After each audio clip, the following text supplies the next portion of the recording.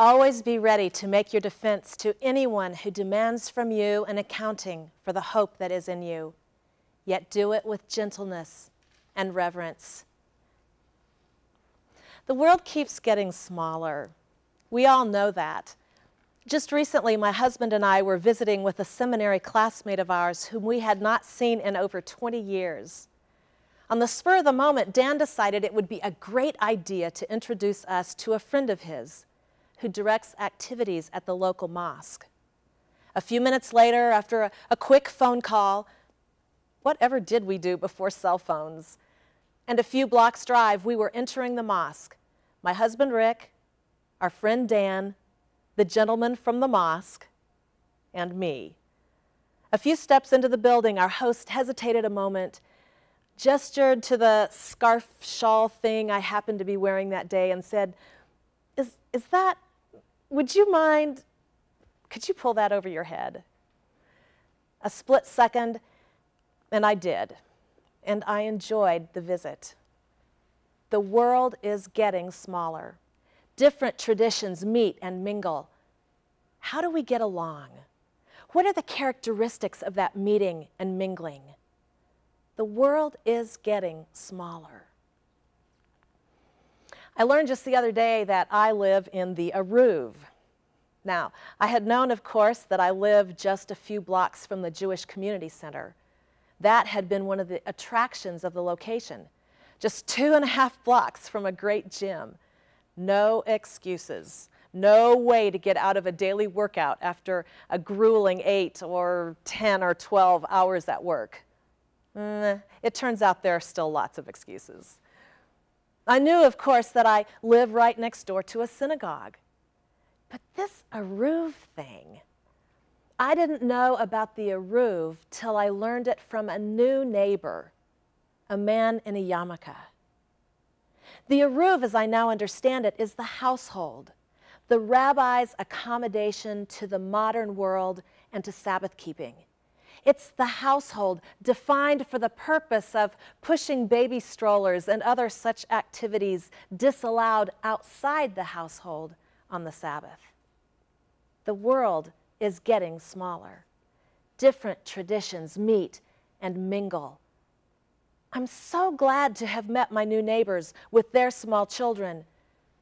So glad to see them play with my young niece, whom my sister adopted from China. The world is getting smaller. Different traditions meet and mingle. What are the characteristics of that meeting and mingling? How do we get along? Now, around the world on the daily news, we see a different answer than the easy one which I've been living. From Bosnia-Herzegovina, where Muslims have been oppressed and slaughtered by Christians, to the Mideast, where Jew and Muslim clash and Christians are caught in the crossfire, to Iraq, where Sunni and Shia exchange gunfire, to the United States of America, where hooded Protestant Caucasian men by night terrorize Catholic and Jewish neighbors, as well as fellow Protestants of other races, to Ireland, to Darfur, to Kashmir, to Chechnya. In this smaller world of ours, we see different religious traditions meet and mingle to disastrous effect. We need another way. Perhaps the Apostle Peter's way. He too lived in a time of violence, of suffering due to religious persecution. He called upon his community not to bludgeon, not to make war, not even to crusade or convert, but to give a defense, to give an explanation, to make a witness for the hope that is within you, and to do it with gentleness and respect. Years ago, I was a missionary to Congo. I learned very quickly there that in order to tell my story, I needed to know the local language.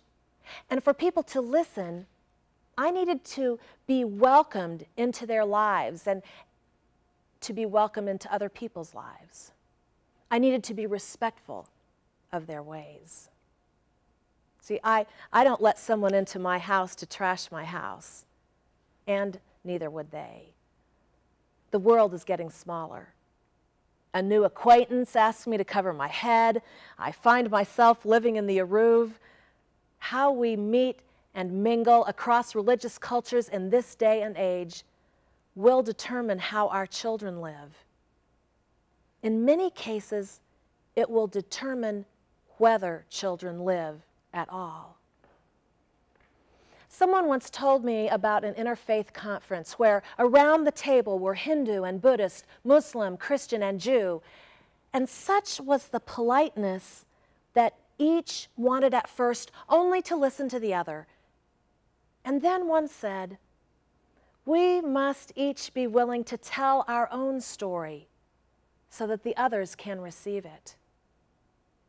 Peter says, "Be ready to give a defense for the hope that is within you, an explanation, a witness, and do it with gentleness and reverence." That day at the mosque, I thought, in a Christian setting, I might not have been so willing to cover my head. An internal conversation among brothers and sisters of one faith might have to have taken place.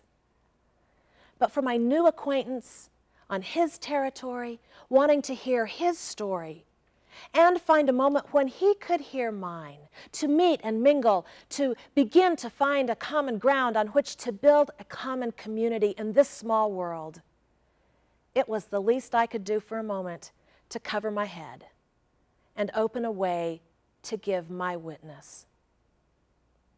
The world is getting smaller. I hope, I pray that the way our lives meet and mingle is one of reverence, of respect, of listening to each other's story, so that a community may be created, even a household built on the firm ground of mutual respect, of gentleness, and of reverence. May we seek out the ways of gentleness and of reverence. Amen.